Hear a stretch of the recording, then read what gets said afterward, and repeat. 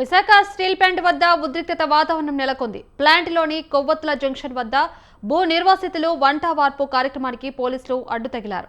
కూటమి ప్రభుత్వం అధికారంలోకి వచ్చాక స్టీల్ ప్లాంట్ భూ నిర్వాసితులకు పరిహారం ఇస్తారని చెప్పి ఇప్పటి వరకు ఇవ్వకపోవడంతో నిర్వాసితులు నిరసన కార్యక్రమాలకు పిలుపునిచ్చారు. పరిహారం ఇవ్వకపోతే తమ భూములైనా తమకు ఇవ్వాలని నిర్వాసితులు డిమాండ్ చేస్తున్నారు.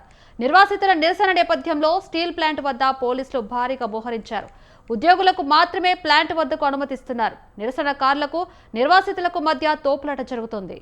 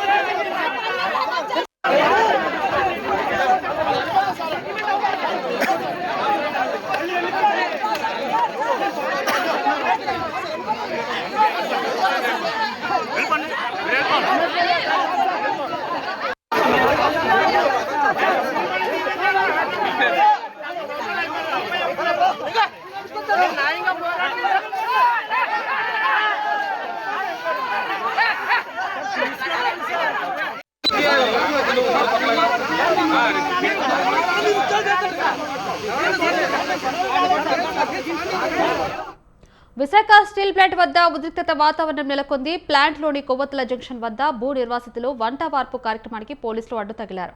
కూటమి ప్రభుత్వం అధికారంలోకి వచ్చాక స్టీల్ ప్లాంట్ భూ నిర్వాసితులకు పరిహారం ఇస్తారని చెప్పి ఇప్పటి వరకు ఇవ్వకపోవడంతో నిర్వాసితులు నిరసన కార్యక్రమాలకు పిలుపునిచ్చారు. పరిహారం ఇవ్వకపోతే తమ భూములైనా తమకు ఇవ్వాలని నిర్వాసితులు డిమాండ్ చేస్తున్నారు.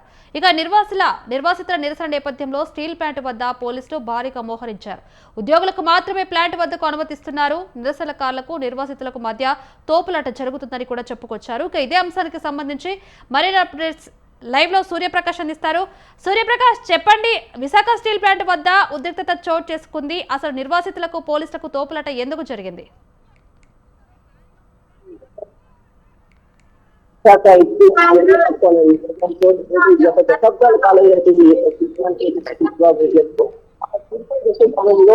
వేలాది ఎకరాల భూమి కూడా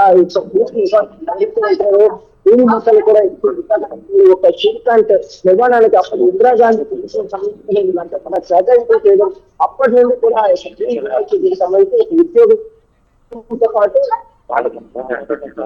కూడా అన్ని ఏర్పాటు చేస్తామని చెప్పేసి అప్పటి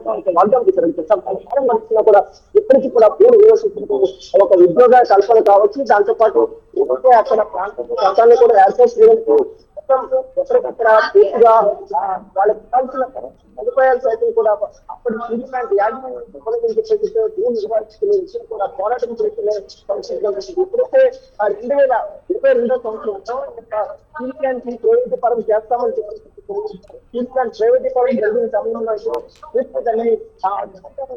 కూడా మాకు ఎప్పటికీ ఇవ్వాల్సిన కనీస ఉద్యోగంతో పాటు కొంత మేర అయితే ఆర్థిక పరిహారం సైతం అయితే ఇస్తాము, ఆర్థిక నష్ట పరిహారం ఇస్తామని చెప్పేసి అభిమానులు ప్రకటించారు. కానీ ఎప్పటికీ వెళ్ళదు. కానీ ఎవరి పరపు కోసం ఆ యొక్క భూ నిర్వాసితులు పూర్తిగా పరిధిలో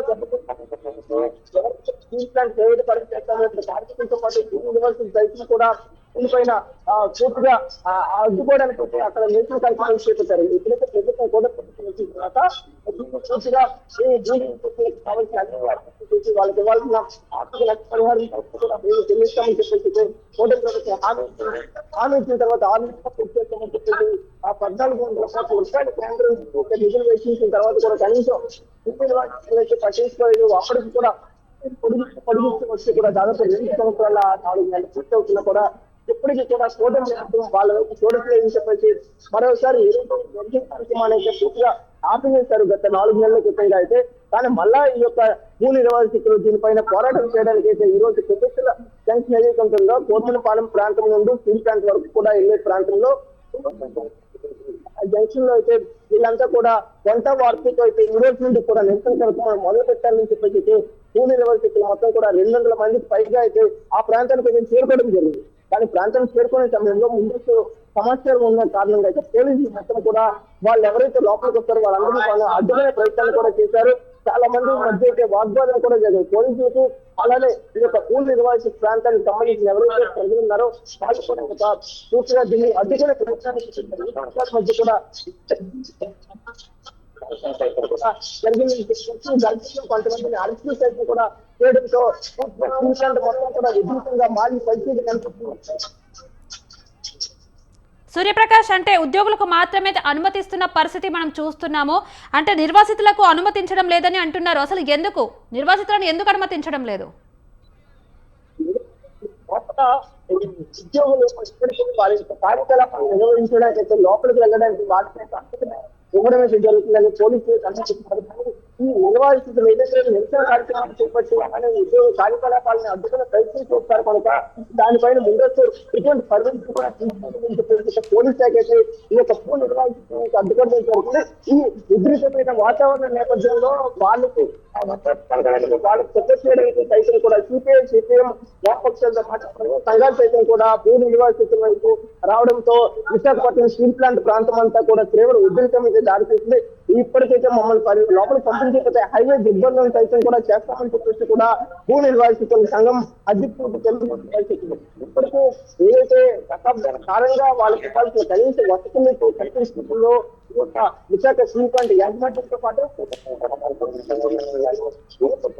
అధికారులకు వచ్చిన తక్షణ వాళ్ళకి కావాల్సిన మౌలిక వసతులన్నీ కల్పిస్తామని విషయాన్ని వాళ్ళు ఎటువంటి ఇండస్ట్రీ తెలుగు కానీ నిధులు కేటాయింపు కానీ వీలైతే రోడ్డుకి పరిస్థితి కనిపించగలరు.